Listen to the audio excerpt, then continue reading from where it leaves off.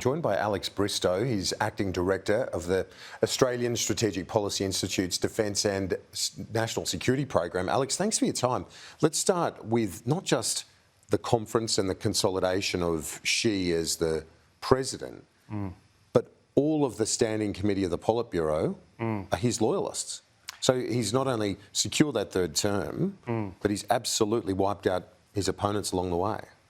That's right. I think this has surprised some people that he hasn't even made any attempt to put in people from other factions. So the Youth League faction in particular has been completely purged. And I think most people predicted that he would have at least one or two people from other factions there to show that he wasn't completely trying to consolidate power in one person, but he hasn't chosen to do that. He's completely doubled down, putting in his loyalists, as you say, people who are close to him throughout his career. You know, most notably, I think the new Premier Li Qiang, the party secretary from Shanghai, doesn't really have the credentials, the bureaucratic credentials to be in that position, but is close to Xi. He's clearly signalling that he is running the show now and he won't tolerate any factions that are operating against him.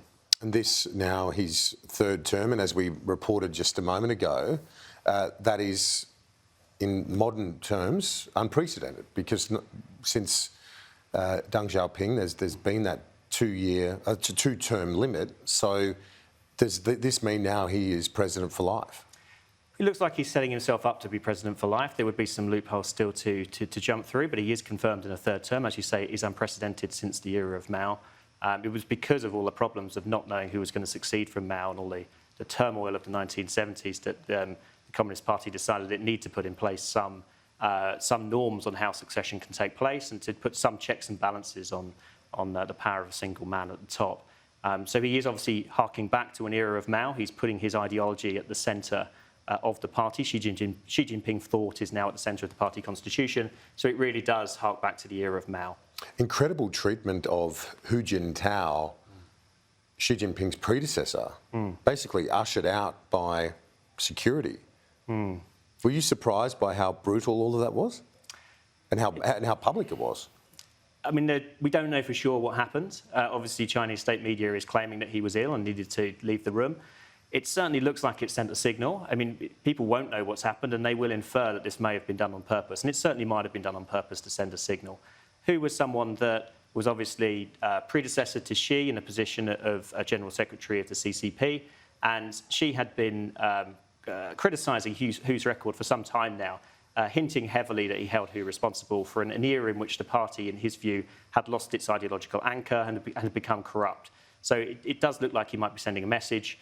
And I think it fits in with this notion that he is purging himself of factional rivals, sending a signal to others, consolidating his power. Yeah, incredible developments. Now, your organisation, ASPI, released this report in recent days on influencers in some of the oppressed areas like Xinjiang, and a sophisticated effort through YouTube, is that right, to try and influence opinion, propaganda essentially, but through modern influencers?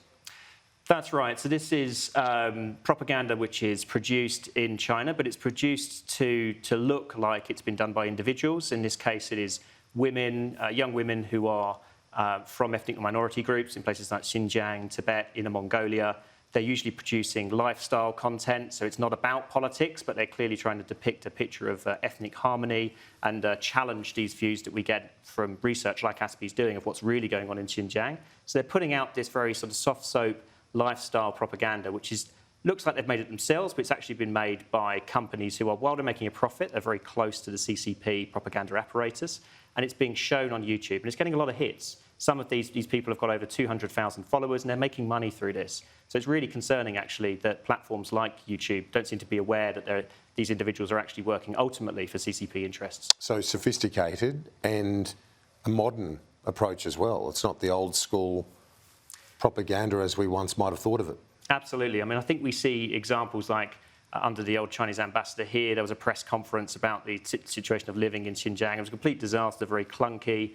But actually, they're working on various levels. The propaganda apparatus is working subtly to influence people through a whole range of young people online, on YouTube, talking about lifestyle issues, cooking, but actually depicting a very, very untrue picture of ethnic harmony in these very troubled regions. We've seen the Japanese Prime Minister here in recent days an elevated agreement with our government and Australia. What's your take on the Chinese view of all of this? Because I know the state media certainly reacted in their normal bellicose way. As you'd expect, they're up in arms about this closening of the security relationship between Australia and Japan.